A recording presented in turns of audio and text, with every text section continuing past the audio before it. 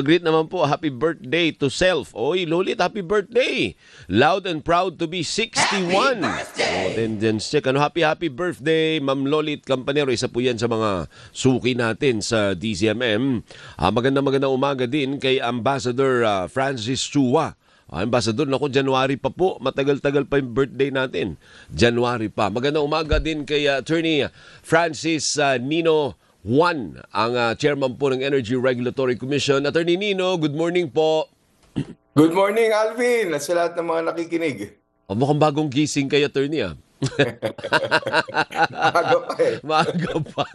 Ano bang anunsyo natin dyan sa Energy Regulatory Commission? Balita ko, extended ang no disconnection. Extended po ang walang putulan sa kuryente. Kayo na po magbalita sa ating mga kababayan.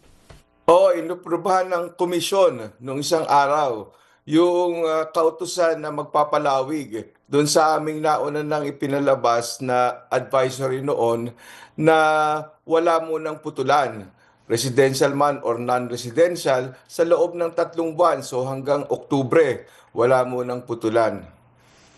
Paano po yung mga electric cooperative? Baka hindi po sila kumita, ay baka hindi po sila makapagbayad ng kanilang supplier. Siyempre, kapag naman sinabi natin walang putulan, hindi naman natin sinasabing walang bayaran. Ibig sabihin, magbabayad pa rin tayo dun sa billing ng ating mga utility. Of course, kung mayroong discrepancy or may nakikita silang hindi regular doon sa binibili sa kanila, maaari naman silang dumulog sa aming tanggapan at makapag-utos kami at makapag-imbestiga.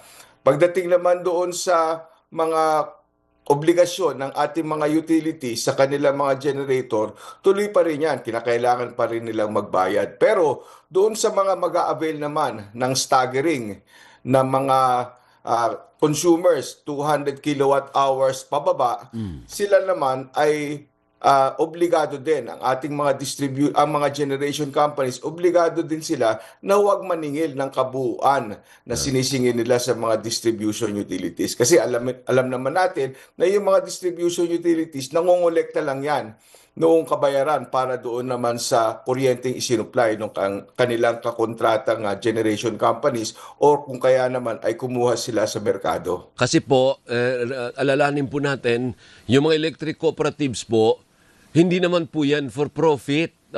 Hindi po sila, ang main game po nila, hindi kumita. Hindi po sila kagaya ng Meralco na for profit. Ibig sabihin, negosyo talaga.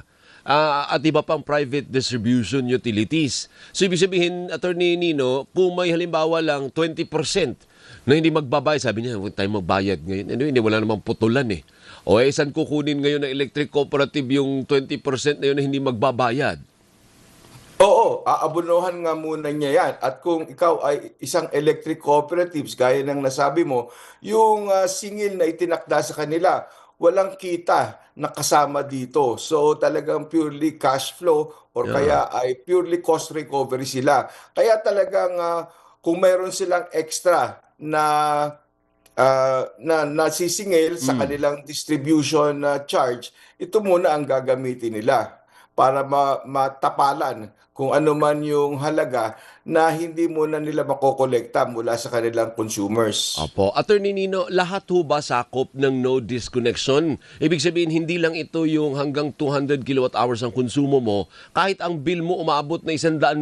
Halimbawa lang, medyo marami kang aircon, kasali ka rin sa no disconnection policy.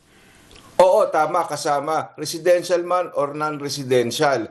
Hindi mo na puputulan kung halimbawa ay ma-delay ka sa pagbayad sa iyong bill. Pero syempre, nandyan pa rin yung obligasyon na magbayad. Ang problema nga doon, Attorney Nino, baka magpatong-patong di ngayon, tuwang-tuwa ka. Halimbawa, ang bill mo mabot ng 8,000. Di tuwang-tuwa ka, wala kang bawas na 8,000 ngayon. Hindi ka magbabayad. Then next month, 8,000 ulit. Naging 16 na. O plus another 8 ulit pag hindi ka nagbayad. Magpapatong-patong po pag hindi kayo nagbayad, Attorney Nino. Oo, so dapat alam din naman dapat ng ating mga konsumidor na ito ay temporary relief lang din. Ang talagang Pangmatagalan, syempre, ay kung masusolusyonan natin yung nagtataasang singil, lalo na sa generation.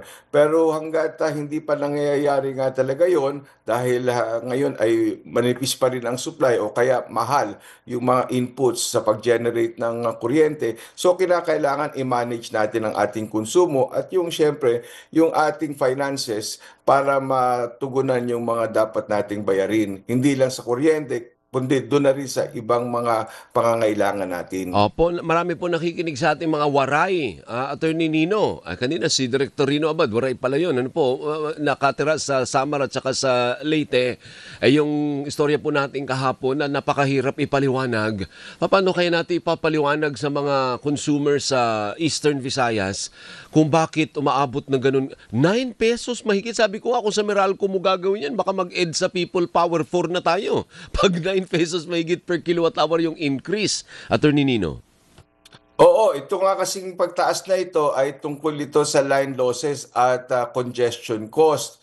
Medyo komplikado itong paliwanag in layman sa terms, pero ang masasabi namin ay talagang pinag-aaralan nito ng komisyon nang sa ganon ay magkaroon ng pagbabago doon sa paraan na natutukoy kung paano natutukoy ang presyo sa bawat node or sa bawat parte ng ating grid dahil iba-iba ang presyo sa bawat node na tinatawag natin at ito ang nakakaapekto doon sa pangungulekta ng WESM sa ating mga customers o yung mga distribution utilities dahil mayroong nakapapasama doon na line loss at congestion cost, pero dapat ito ay mekanismo lang na pangbalanse para mabayaran kabuuan yung mga generator na nag-supply sa kanilang mga binili sa spot market.